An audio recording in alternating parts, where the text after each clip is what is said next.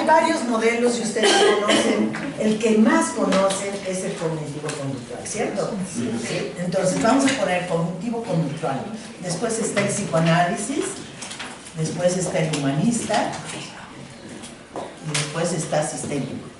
¿Qué diferencias y semejanzas tienen unos y otros? Pues tienen muchas, todos son psicólogos, tanto el psicólogo cognitivo como el sistémico, como el humanista, como el psicoanalista. Todos se llaman igual, pero lo que hacen es diferente, ¿sí? Y a veces no tan diferente, tenemos cosas también muy parecidas, pero sí les digo que entre más modelos conozcan, es mejor. Gianfranco Cecchin, un italiano de la Escuela de Milán, decía: entre más cuentos sepamos contarles a nuestros pacientes, más entretenidos los vamos a tener. Claro, no se trata de entretener a la gente en la terapia, pero sí de ver qué tipo de modelo le es acorde a cada persona. Eso sí es importante, porque utilizar un solo modelo, porque es el único que me sé, es como, no sé, utilizar una cuchara para comer todo lo que tengo, o utilizar una tortilla porque no tengo cubiertos, ¿me entienden? O sea, entre más herramientas tengamos, es mucho mejor que tener una sola.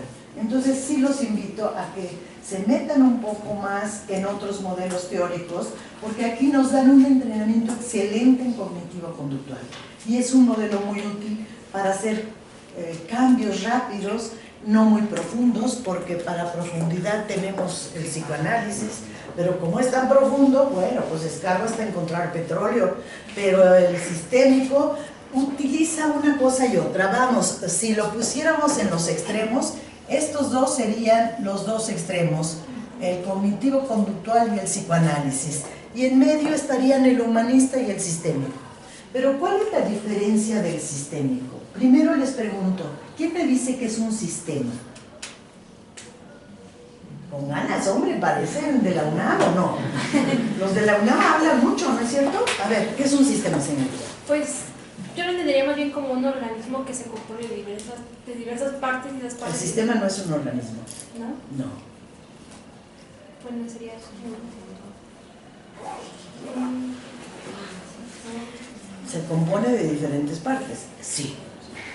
Pero ¿cómo empezamos? Acuérdense que cuando hacemos una definición, empezamos por lo más general. Si no es un organismo, ¿cómo podríamos llamarle? Porque un organismo lo pensaríamos como si fuera algo orgánico, algo vivo, algo, etc. Pero hay sistemas de muchos tipos. Está el sistema muscular, el sistema óseo, el sistema digestivo, el sistema planetario, el sistema de los números pares, sistemas. Como un conjunto de un todo, ¿no? Ajá. Es un conjunto, o sea, un sistema, vamos a decir que es un conjunto. Empezamos por ahí, es lo más general. Un sistema es igual a un conjunto. Ahí sí, un conjunto puede ser de gente, puede ser un conjunto de órganos, puede ser un conjunto de planetas, puede ser un conjunto variadísimo de cosas, ¿sí? Pero empezando porque es un conjunto. Ahí hay dos sillas, ¿no te quieres sentar? Sí. Vaya pues. Bueno, a lo mejor estabas muy cómoda ahí. Bueno, entonces empezamos por decir que un sistema es un conjunto. Un conjunto, si pensamos en el sistema familiar, pues entonces es un conjunto de seres humanos que además que interactúan, pero bueno, tú y tu compañera pueden interactuar y no son una familia. ¿Qué se requiere? ¿Convivir en un mismo medio siempre? ¿Cómo qué? Convivir siempre en un mismo medio, pero... No, porque ustedes conviven en el mismo medio que es la UNAM y no son una familia. Un vínculo. Un conjunto estructurado de personas que entablan ciertas relaciones interpersonales, las cuales pueden ser mediadas por canales de comunicación rígidos o Usted difusos. parece el sistema Lanús. Muy bien, lo dijiste muy bien, pero lo dijiste tan rápido que no pudimos tomar nota. Y es que se lo sabe muy bien, ¿eh? Qué bueno. ¿Dónde aprendiste que era un sistema? Tomé terapia sistémica con la profesora Rocío en octavo semestre para la clase de clínica. Ah, muy bien. ¿Con Rocío cuál? Porque hay varias. Bueno, Rocío una chiquita. Chiquita de cabello cortito. Sí, ya sé quién es. Yo tampoco me acuerdo cómo se apellida. Estuvo con nosotros en los primeros épocas de lo sistémico en esta escuela hace 25 años, cuando dábamos un diplomado en teoría sistémica, y empezamos con un diplomado y después nos fuimos a hacer una maestría cuando hubo la oportunidad de abrir la posibilidad de maestrías profesionalizantes, y entonces se hizo maestría sistémica. Pero lo dijiste muy bien, es un conjunto de personas. ¿Qué más dijiste? Que entablan relaciones interpersonales y que son mediadas por canales de comunicación rígidos o difusos. Ajá. ¿Puedo seguir para qué? Sí. No te vayas tan rápido porque no escribo tan rápido. Comunicacionales, relaciones comunicacionales. ¿Qué más dijiste? Tienen relaciones entre ellas, relaciones interpersonales o comunicacionales, que sería lo mismo. Y pueden tener relaciones de parentesco. Sí, porque es un sistema no es necesario que sean familiares, sino que convivan juntos. Ajá, no, pero ahí, o sea, por ejemplo, cuando tú dices, bueno, y tú y ella, ¿qué tienen en común? Pues tienen en común la forma particular del cabello, ¿no? Eso ya es algo que las une, ¿cierto? Sí. Puede haber otras cosas que no quiero aclarar ahora, pero bueno, eso ya es algo que nos está uniendo, tenemos algo en común, y algo en común que nos va a hacer un sistema. Tenemos comunicación entre nosotros, pero por ejemplo, entre marido y mujer, pues no hay relación de parentesco, ¿o sí? Pues no, ahora sí que yo la conocí en un baile, como decía uno. Yo esta señora, ¿qué? Si yo la conocí en un baile, ¿no? Bueno, aquí tenemos relaciones comunicacionales o intercomunicacionales, como quieran, pero que van uniendo al grupo, ¿sí? Eso es muy importante. Y puede haber entre ellos relaciones de parentesco, ¿sí? Por ejemplo, padres e hijos.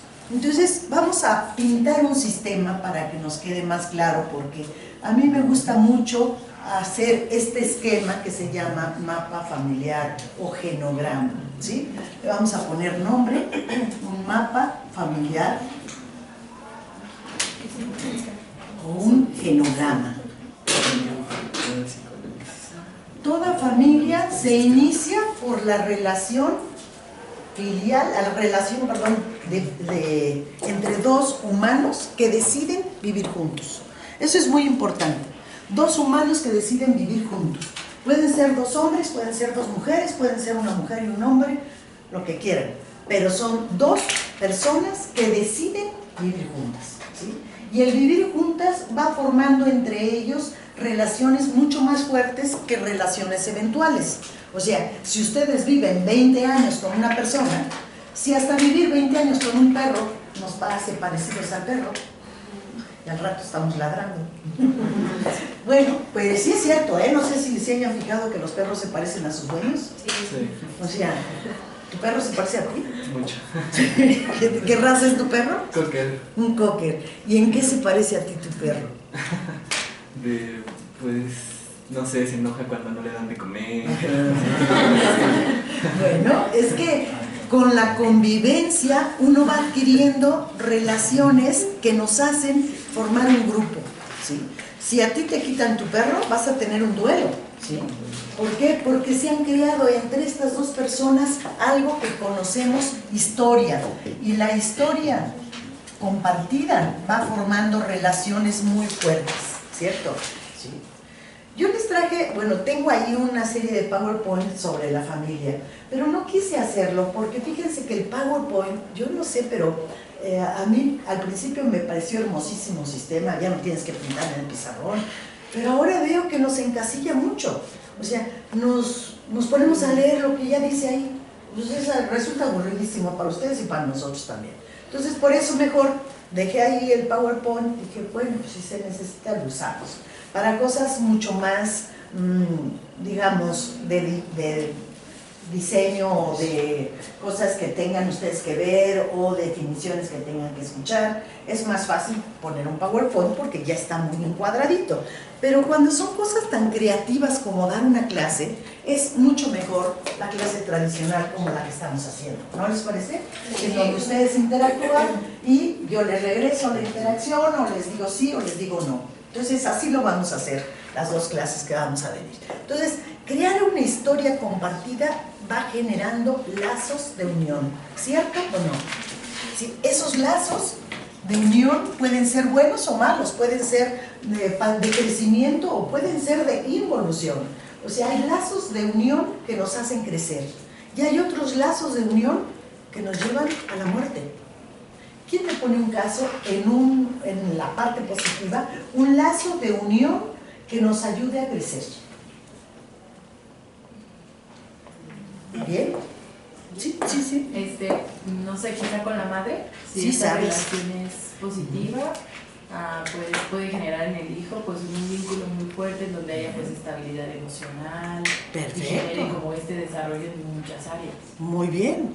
Esa misma relación madre-hijo, dime tú, ¿cómo puede llevar a la muerte?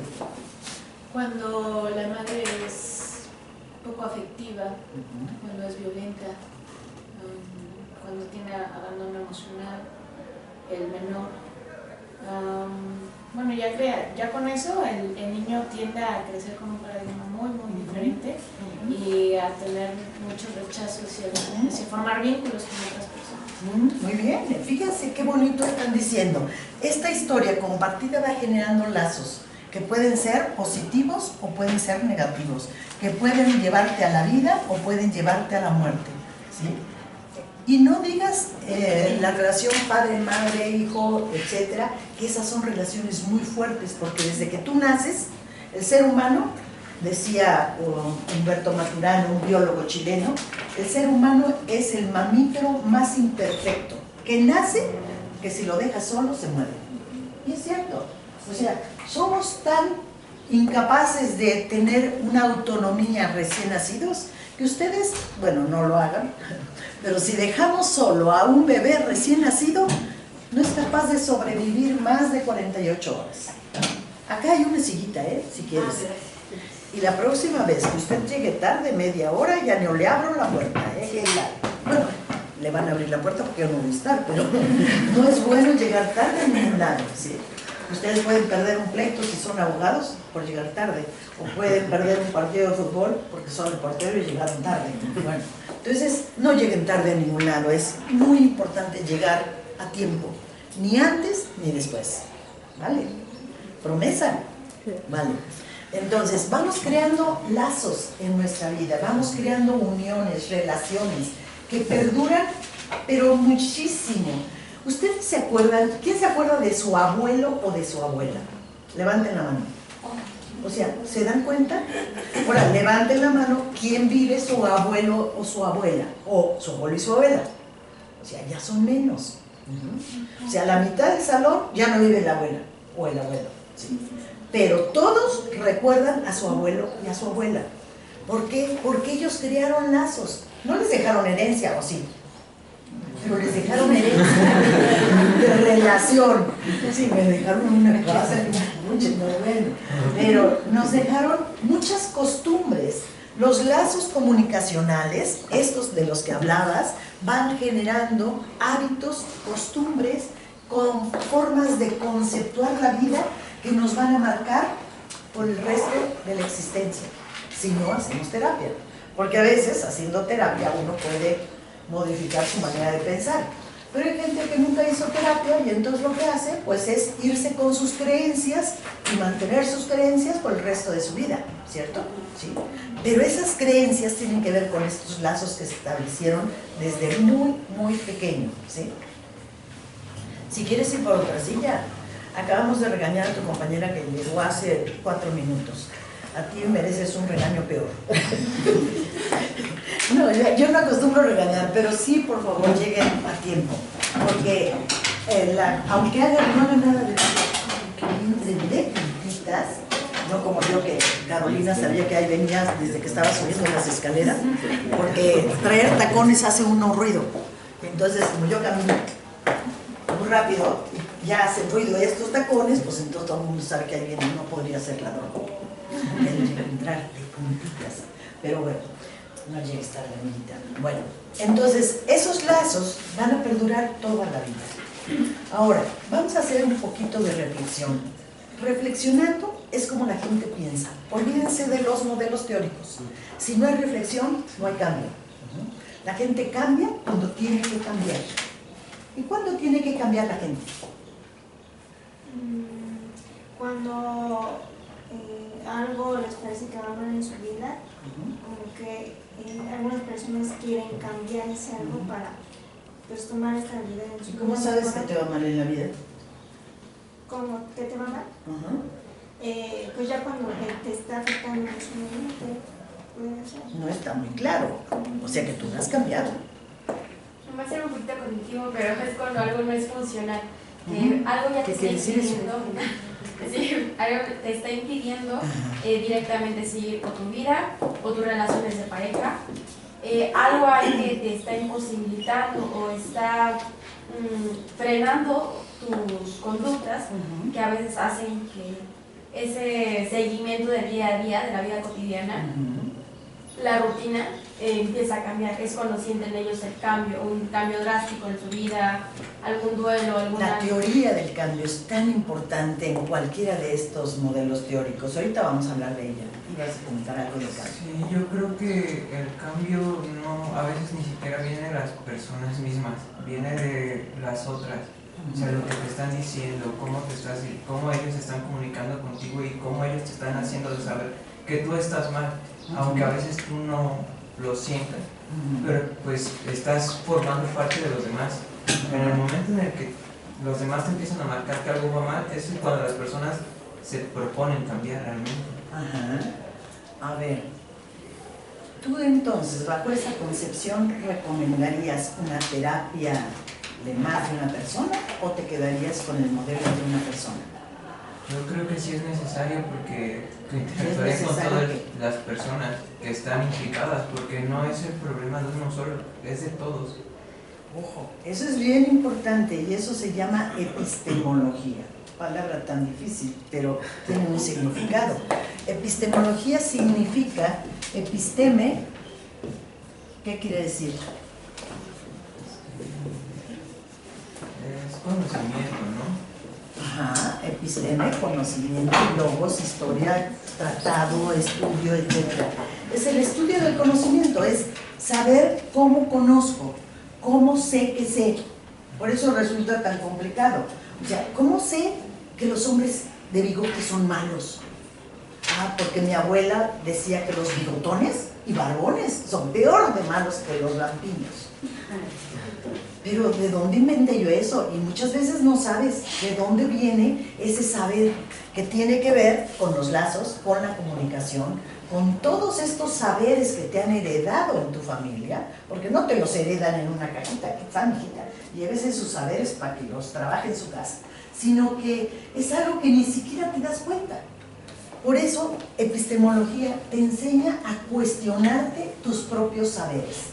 Sí. Bueno, ahorita que estaba mencionando acerca del cambio y lo que compartió el compañero acerca del otro, porque ahí estaríamos hablando del otro, leía un concepto que es muy interesante que manejan desde la filosofía, que el otro, algunos, o sea, una parte de la filosofía lo conciben como aquel que me transgrede.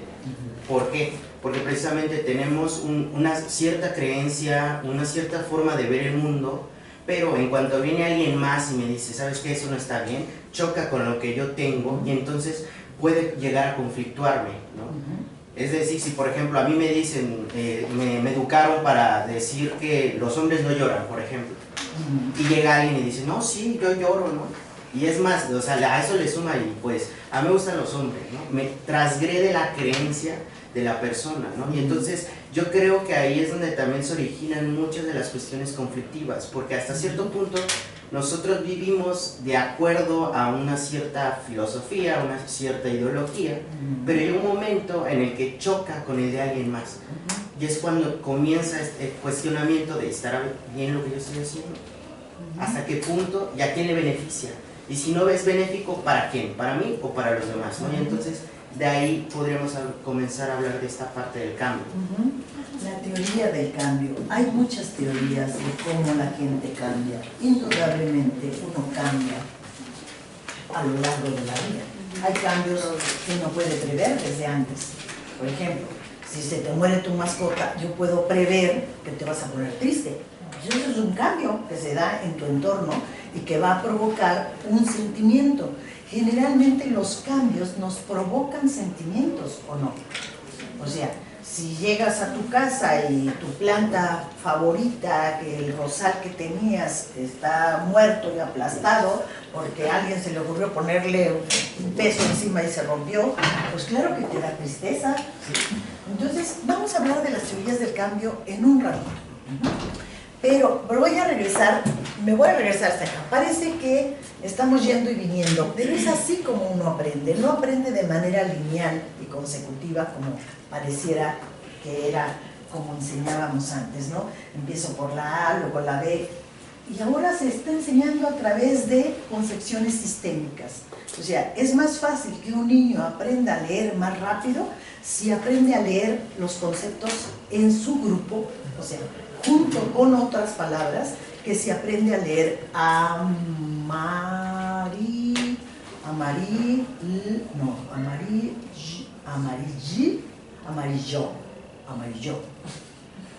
Así no va a aprender a leer. Pero ¿qué tal si le dices, ¿dónde dice Coca-Cola? Ah, pues aquí. Eso los niños lo saben a los 2 años. No saben leer, pero saben dónde dicen cosas completas o no. Entonces vamos a hacerle un poco así. Vamos a ir por conceptos, regresamos, volvemos al concepto inicial para ir eslabonando una serie de ideas. ¿Les parece? Sí. Si no van entendiendo, me dicen, porque ese es mi estilo y es bueno que ustedes sepan cuál es el mío, pero yo también tengo que saber cuál es el de ustedes de aprendizaje. Entonces, regresando acá, ¿cuál de estas teorías psicológicas aparece históricamente en primer lugar? El psicoanálisis. ¿En qué época? 1898 en el texto de... 1800, finales de 1800, vamos a decir 1890, ¿sí? Ya estaba ahí Freud, para que no me digas 1895, aparece la interpretación de los sueños. No, tranquilo, ahorita vamos. Entonces, para en general, 1890 me parece una buena fecha del siglo antepasado que aparece el psicoanálisis. ¿Qué había en el contexto social en esa época? Represión. ¿Represión de quién con quién? Bueno, había mucha parte de represión en cuanto a el sistema de creencias moral. ¿Crees que ahora no haya represión? Sí, pero Pregúntale a Tom. solamente que en ese tiempo estaba la época victoriana todavía, era muy permeante en la sociedad. ¿Muy permeante? Sí. ¿Qué? ¿El sistema victoriano? Muy permeante. No es la palabra justa, pero te entiendo. Bueno, es que todavía se quedaban residuos de esta liberación francesa y de las ideas de la ilustración, por lo cual se buscaba una libertad en todos los sentidos y de los individuos, más en un ámbito como se supone que sería la sexualidad, y además de esta búsqueda de identidad cultural de los alemanes por parte de, para poder construir, y los judíos y recién ingresados en la cultura alemana. Entonces Freud empezaba a buscar una forma de liberar o de expresar esta libertad, y lo leyó muy bien en la sexualidad. ¿No era judío? Sí. ¿Qué problemas tuvo, no cree? Y además era judío y tenía una madre sumamente dominante. Si ustedes estudian la familia de los gobernantes, se van a dar cuenta por qué Trump es como es y por qué Peña Nieto es como es. O sea, estudien la familia, estudien el contexto social en donde aparece ese sujeto. O sea, Freud aparece en una época muy diferente a la actual.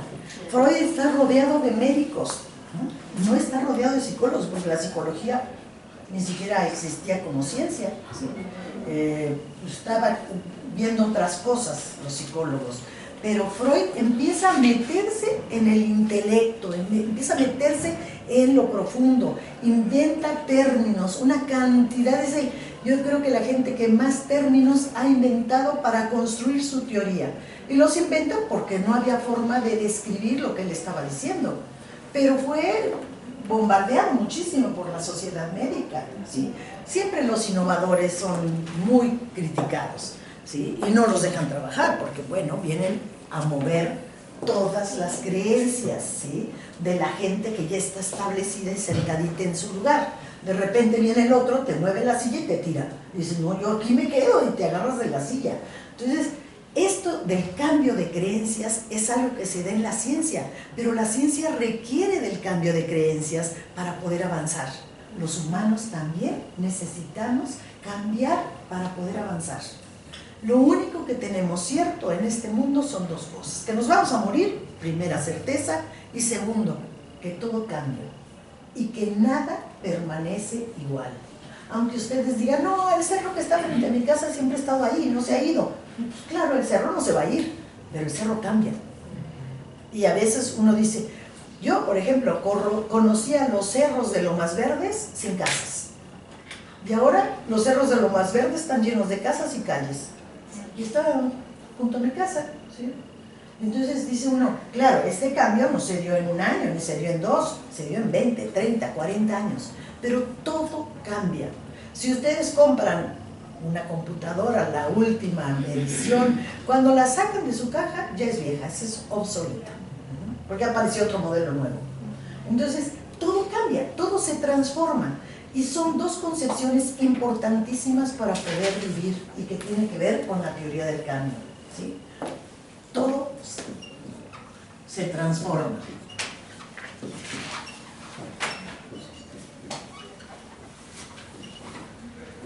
Y voy a ponerle, y muere, ¿sí? Pero no estoy hablando solamente de la muerte física, de la muerte humana, sino del cambio. O sea, ustedes tienen una planta, la quieren mucho, la cuidan, no sé, un tulipán, que son tan hermosos, pero los tulipanes, no sé si ustedes han visto la vida que tiene tan efímera un tulipán. ¿Cuánto vive un tulipán? Como flor. Sí saben cuál es el tulipán, ¿verdad? Sí. No estoy hablando del cempasúchil. El tulipán no es originario de esta tierra, es holandés, viene de importación. El cempasúchil sí es nuestro, lo conocemos más. Pero el tulipán tiene una vida de flor de no más de 8 días. O sea, es terrible. Te regalaron una hermosísima flor, dijiste, qué cosa más hermosa. Y en 8 días tu flor se transformó y murió. Pero cuando las cosas, los objetos, las personas mueren, ¿se van del todo? ¿Por qué no?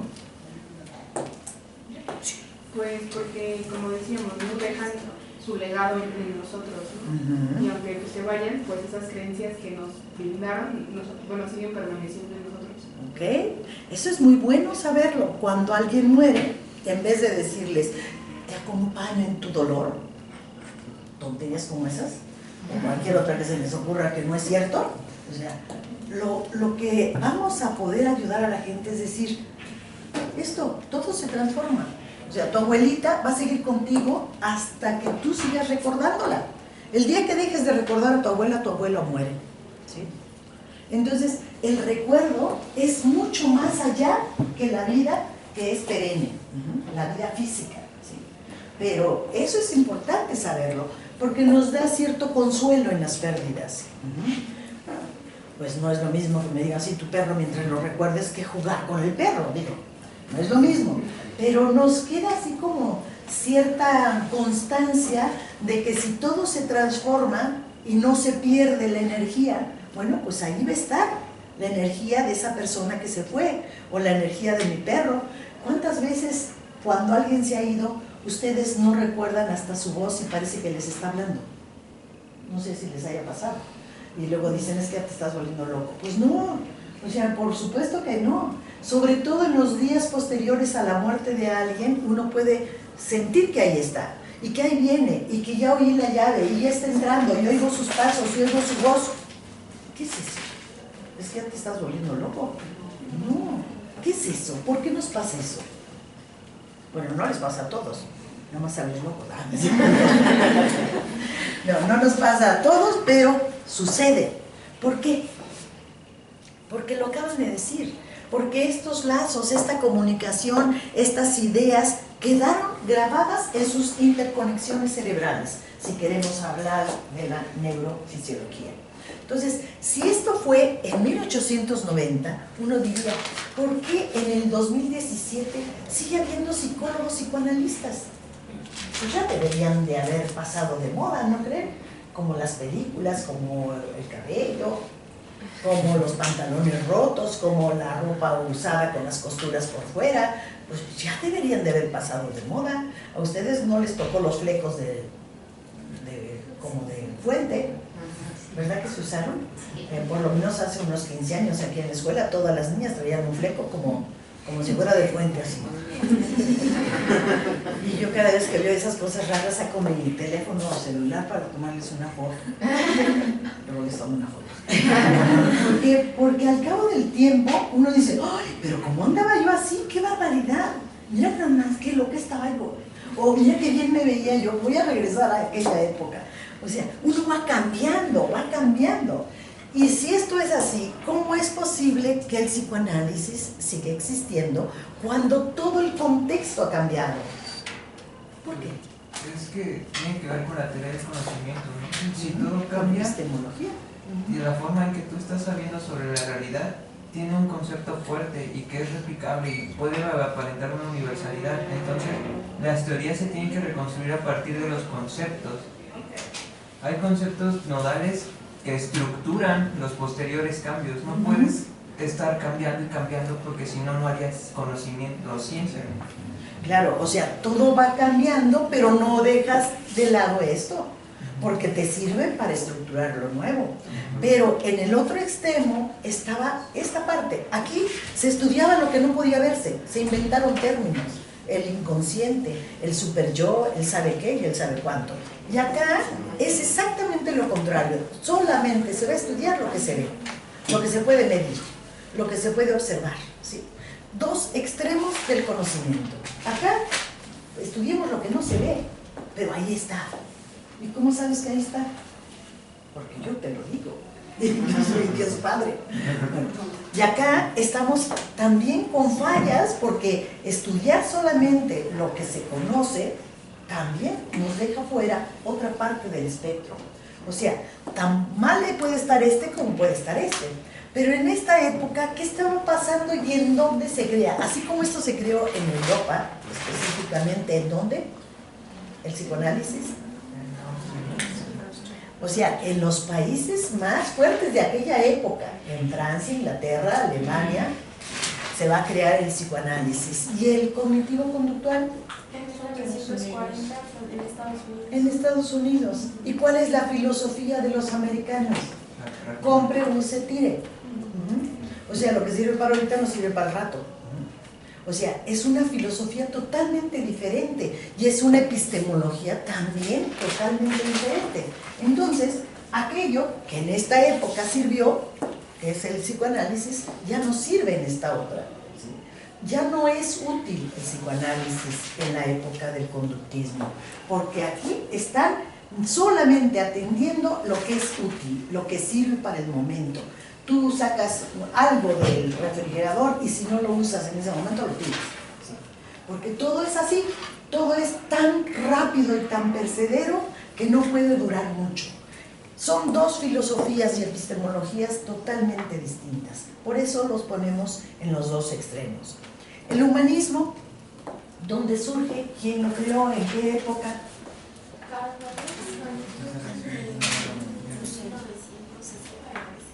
Más reciente, ya no fue en 1890 ni fue en 1950, por ponerle fechas, ¿sí? Esta se va a crear también por los 50, porque al mismo tiempo pueden estar dos teorías en ciertos lugares, más fuerte una que otra. Por ejemplo, la UNAM, que es, para poder decirlo, pues es nuestra madre patria, la UNAM. En la UNAM había profesores psicoanalistas y profesores humanistas en la misma época conviviendo, ¿sí? Y cognitivo-conductual, aquí también. O sea, si hablamos de Iztacala, hablamos también de la UNAM, pero como la madre patria, o sea, el núcleo de los psicólogos más antiguos. Pues ellos empezaron con psicoanálisis. ¿Por qué? Porque no había ningún psicólogo y la carrera de psicología se funda o empieza a darse como materia en filosofía y en los últimos años, ¿sí? Ya después se hace una licenciatura, pero en los años 70. Pero mientras tanto, todo eso está pasando. Aquí se va a crear lo humanista y lo sistémico, ¿sí? Más o menos en la misma época en medio de estas dos fuerzas grandes de los psicólogos psicoanalistas y los psicólogos cognitivos, que al principio solamente eran conductuales, pero como fueron tan criticados, después se hicieron cognitivo-conductuales. Pero es la misma puerca, pero revolcada. Claro, me va a regañar allá a la Caro, pero nos entendemos bien. Eso es bueno, porque ella me acepta como soy y yo la acepto como es, y podemos sacar lo mejor de cada uno. Eso es la forma como yo les digo que utilicen esto. No se casen con un solo modelo. Aprendan de todos para que usen las cosas buenas de cada uno. Es como tener muchos sartenes en su cocina. Cada uno les puede servir para algo, ¿sí? Y no los usen solamente un sartén para todo, ¿sí? O tener varias tablas de picar para los que somos buenos para la cocina. No se puede picar todo en la misma tabla, porque se contamina su comida, ¿sí? Entonces hay tablas especiales para la carne, tablas especiales para la verdura, tablas especiales para cocer, para partir el pescado, ¿sí? Y entonces, bueno, todos estos surgieron en una época. Lo humanista, vamos a ponerle fecha, 1950, 60, pero 40 y también puede ser. Y esto también, 1950, 60, es, digamos, el más joven de los modelos teóricos de los psicólogos. El más joven, pero eso no quiere decir que nació ayer. Pues fíjense, si nació en los 50 y 60, también ya tiene toda una historia. Modelos sistémicos hay muchos. Hay muchos, les voy a decir algunos porque no los vamos a ver todos. Está el modelo sistémico estructural, el comunicacional, el estratégico,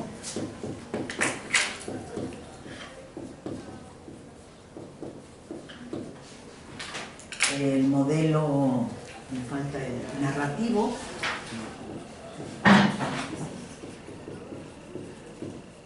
y el constructivista o construccionista. ¿Sí?